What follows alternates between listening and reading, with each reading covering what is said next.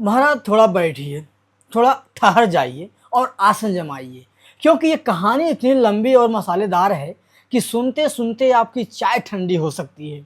ये दास्तां है उस अमृतकाल की जिसे विपक्ष उस समय विषकाल कहने लगा। कहानी है नीट यूजी 2026 की, जहां सपने लीक हुए, सिस्टम फेल हुआ और अंत में सरकार को इंस्टाग्राम के जरिए युवाओं को मनाना पड़ा। बात शुरू होती है 3 मई 2026 को। देश के लगभग 22.5 लाख बच्चे कलम घिस रहे थे डॉक्टर बनने के लिए, लेकिन राजस्थान के सीकर में एक केमिस्ट्री टीचर थे। उनका नाम था शशिकांत सुतार। उन्होंने देखा कि व्हाट्सएप पर एक अनुमानित प्रश्न पत्र यानी गेस पेपर तैर रहा था। महाराज गेस भी ऐसा कि ज्योतिष फेल हो जाए।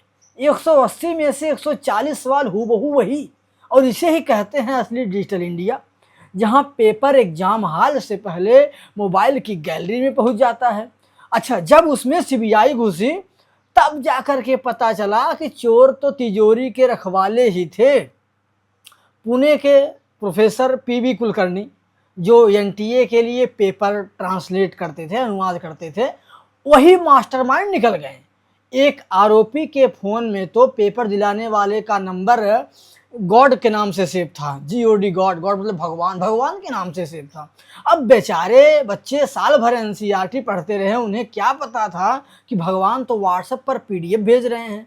और इधर सड़कों पर बच्चे रो रहे थे, उधर दिल्ली के गलियारों में काकरोच जनता पार्टी यानी सीजेपी का जन्म हुई गवाह। इस नाम के पीछे भी एक तंज है साथियों। कहा गया कि सिस्टम युवाओं को काकरोच समझता है, जिसे जब चाहे तब कुचल दे।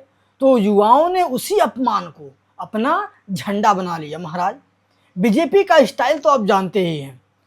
विपक्ष और छात्र चिल्लाते रहे कि शिक्षा मंत्री धर्मेंद्र प्रधान जी इस्तीफा दे दें, लेकिन सरकार ने साफ कह दिया कि पूरी कैबिनेट प्रधान जी के पीछे खड़ी है, इस्तीफा तो नहीं मिलेगा। मतलब पेपर लीक हो जाए, 12 छात्र खुदकुशी कर लें, लेकिन मंत्री जी की कुर्सी को आज तक नहीं आने देंगे हम। सरकार ने माना कि कमांड चेन में गड़बड़ी हुई है, पर कमांडर वही रहेगा जो कमांड करता था, यानी धर्मेंद्र प्रधान। अच्छा, कहानी में असली मोड़ तब आया साथियों, जब लद्दाख के हीरो सोनम वांगचुक 28 जून से जंतर मंतर पर आमरण अनशन पर बैठ गए। दिल्ली की तपती गर्मी में वो 26 दिन तक सिस्टम की जवाबदेही के लिए भूखे रहे। 18 जुलाई को पुलिस उन्हें जबरन उठा करके अस्पताल ले गई। लेकिन भैया, सरकार की नींद तो तब खुली ना, जब 65 सांसदों ने वांगचुक के समर्थन में चिट्ठी लिख दी। फिर क्या था, केंद्रीय मंत्री जेपी नड्डा जी ने और उनके साथ जितेंद्र सिंह को रात के अंधेरे में मेदांता अस्पताल दौड़ना पड़ा था।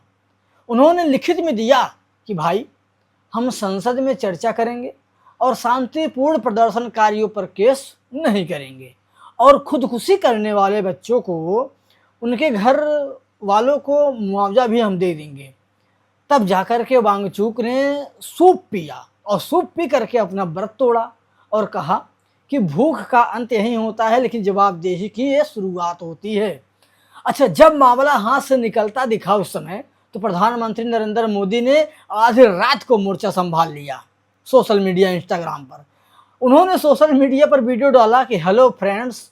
महाराज, संसद चल रही थी, पर पीएम साहब ने अपने मन की बात इंस्टाग्राम पर कर दी। उन्होंने वादा किया कि पेपर लीक माफिया को पातालपुरी से निकाल करके यमपुरी पहुंचा देंगे। 24 जुलाई 2026 को कैबिनेट ने कानून में सर्जरी कर दी। नए संशोधनों के बाद सजा बनाया गया। संगठित अपराध के लिए 10 साल जेल दिया गया। जुर्माना भी कुछ लगाया गया। अब माफिया को 10 करोड़ रुपए तक देने के जुर्माने लगा दिए गए। लेकिन इतना पैसा तो शायद वो चंदा दे करके ही निकाल लेंगे। और साथ में फास्ट ट्रैक कोर्ट भी बन गया। कहाँ? बम्बई, कलकत्ता, दिल्ली और मध्य प्रदेश में। तमाम इस जगहों पे विशेष अदालतें बनेंगी, ताकि फैसला सालों नहीं बल्कि 5 महीने में ही आ जाए। 2 महीने जांच होगी, 3 महीने ट्रायल में ही फैसला आ जाएगा। और ईमानदार छात्रों के लिए अच्छी बात यह है कि उन पर कोई आपराधिक केस नहीं होगा, बस वो एग्जाम से दीवार हो जाएंगे। अच्छा, 21 जून 2026 को दोबारा परीक्षा हुई। इस बार सरकार ने रिस्क नहीं लिया था। पेपर को ट्रक या वैन से नहीं मंगवाया था, बल्कि भारतीय वायुसेना यानी आईएएफ के विमानों से भेजा गया था। एग्जाम के लिए ऐसी सुरक्षा जैसे किसी दूसरे देश पर हमला करने जा रहे हों। यहाँ तक कि सरकार ने टेलीग्राम को भी कुछ दिनों के लिए ब्लॉक कर दिया ताकि कोई डिजिटल लीकेज ना हो जाए। अच्छा, नतीजे आए तो लगभग 1.25 लाख बच्चे सफल भी हो गए।